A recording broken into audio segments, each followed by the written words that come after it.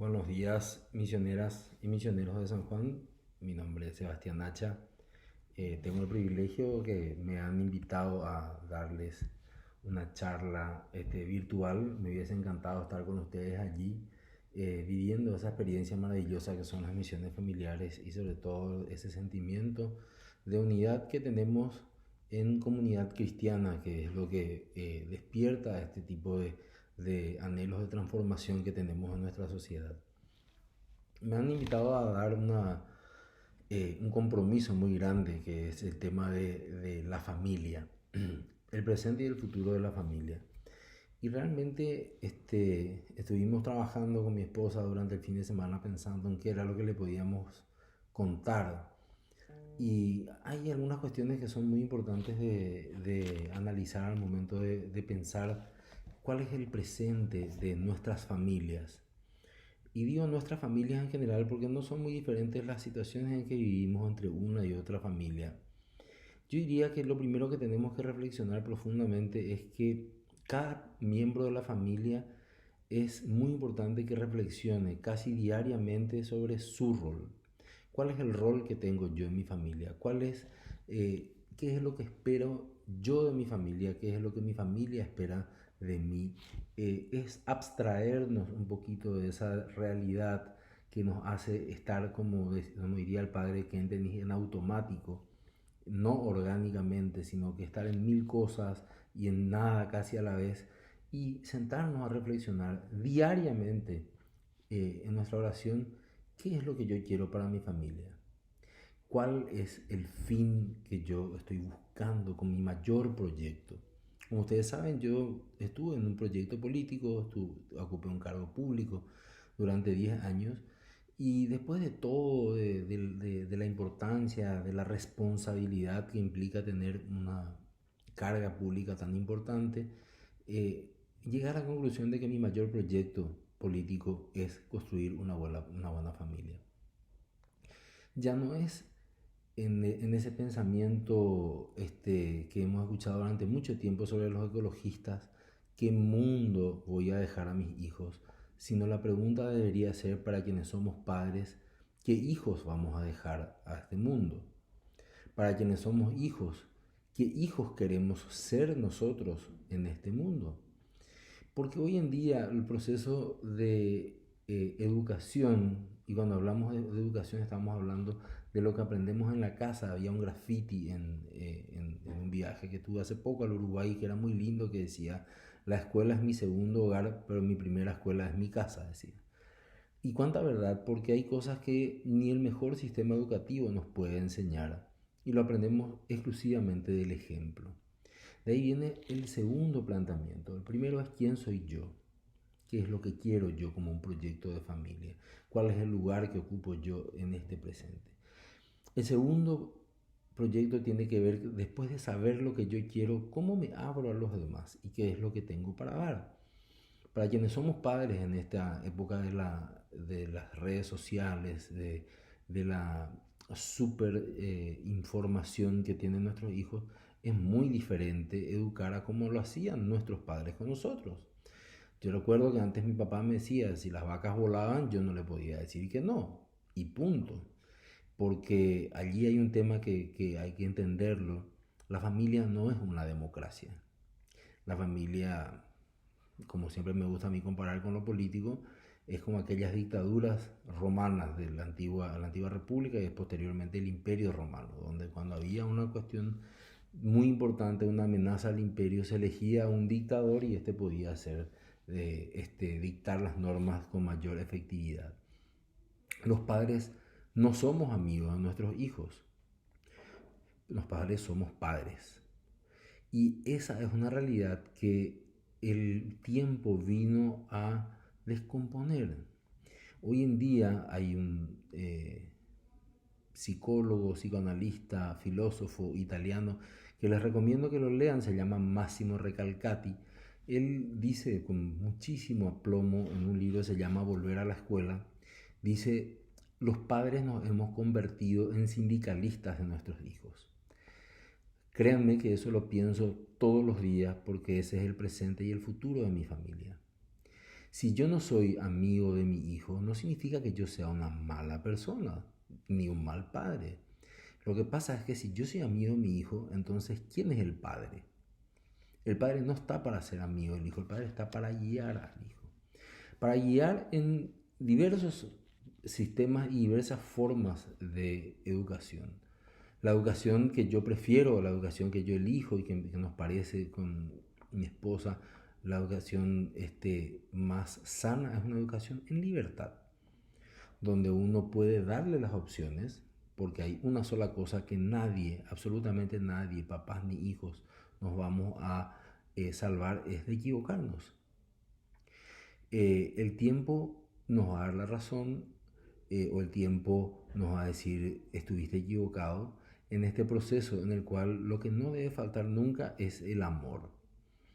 Y muchas veces confundimos, y nos pasa a los padres, confundimos el amor con querer llenarle de cosas a nuestros hijos. Queremos llenarle de cosas, cosas que muchas veces suplen nuestras ausencias, cosas que muchas veces por ser caras y por estar, entre comillas, de moda, ayudan a que mi hijo piense realmente que yo le quiero. Pero con 6 hijos y de todas las edades, el más grande adolescente a punto de terminar el colegio, me doy cuenta de que en realidad lo que más quieren los hijos es que estemos presentes. Y estar presentes es una decisión que es el tercer punto que les iba a decir. El primer punto, recordemos, es que yo quiero para mí dentro de mi familia. Segundo, es que yo puedo dar a mi familia. Y el tercer punto es cuál es el proyecto de familia que yo tengo. Asustado vemos que sí, la moda de que se llega a una determinada edad e indefectiblemente padres, tíos, abuelos empiezan a preguntar, ¿y ya te vas a casar? ¿Y no te vas a casar todavía? ¿Y para cuándo el anillo? Y demás cuestiones. Dejemos eso de lado. Yo siempre le digo a todas las personas con las que hablo, dejemos eso de lado. Lo más importante no es, y quiero detenerme en este punto, no es formar una nueva familia por el hecho biológico de tener solamente un hijo.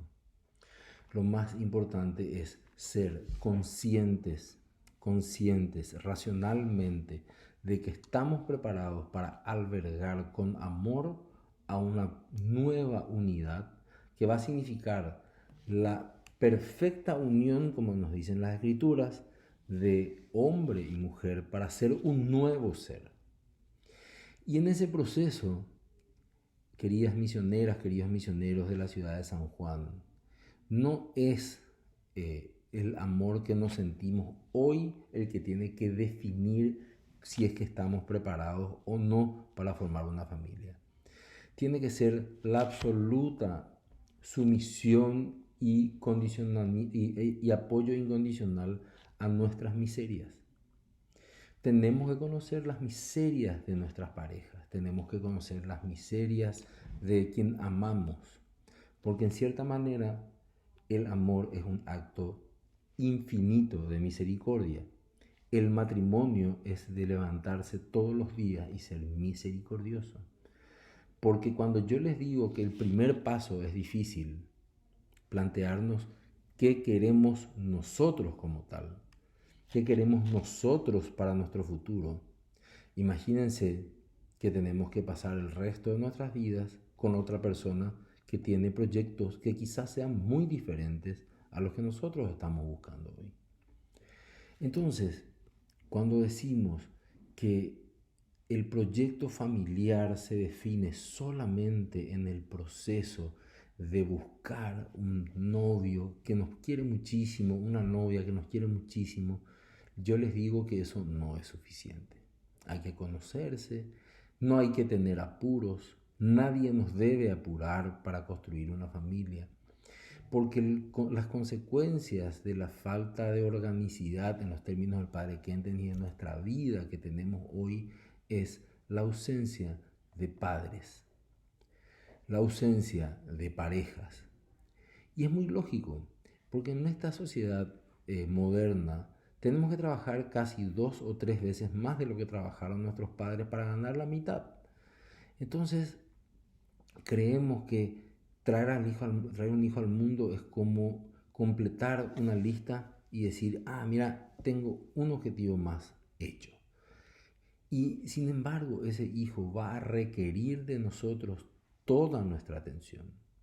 Si tienen tiempo, si tienen interés, pueden ver un documental que se llama One Strange Rock, que lo dirige Morgan Freeman, y habla en uno de sus capítulos sobre lo que significa el amor de los padres hacia los niños, y habla sobre un caso histórico que es los niños de Rumania. En Rumania, una república comunista del eje soviético hasta el año 1989 o 90, era una república católica. Entonces estaba prohibido, a diferencia de la Unión Soviética, estaba prohibido el aborto. Y el gobierno dijo, vamos a abrir una cantidad de guarderías donde van a ir a parar los niños. Lo que ocurre desde el nacimiento hasta los 3 años para ese niño es determinante para el resto de su vida. Hay neurocientíficos, existen neurólogos, psiquiatras, que hoy en día hablan de la absoluta necesidad de amor desde el momento en que el niño sale del vientre materno hasta que cumple 3 años. Y si no estamos en condiciones de hacerlo, si no estamos en condiciones de estar nosotros, por supuesto tendremos hay gente que tiene capacidad que le ayude a una enfermera o una niñera, no es lo mismo. Nosotros tenemos que estar con nuestros hijos, porque de nosotros ellos inconscientemente ya en su corazoncito esperan que seamos nosotros quienes atendamos a sus demandas de afecto y de cariño.